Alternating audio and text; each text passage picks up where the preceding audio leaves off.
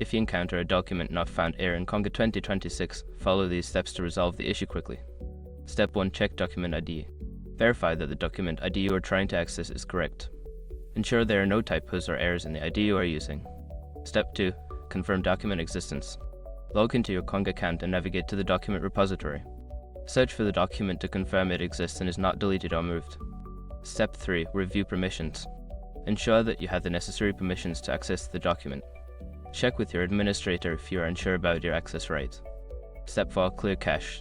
Sometimes cache data can cause issues. Clear your browser's cache and cookies, then restart your browser and try accessing the document again. Step 5. Contact support. If the issue persists after following the previous steps, reach out to Conga support for further assistance. Provide them with details about the error and the steps you've already taken. By following these steps, you should be able to resolve the document not found error in Conga 2026. If problems continue, don't hesitate to seek help from support.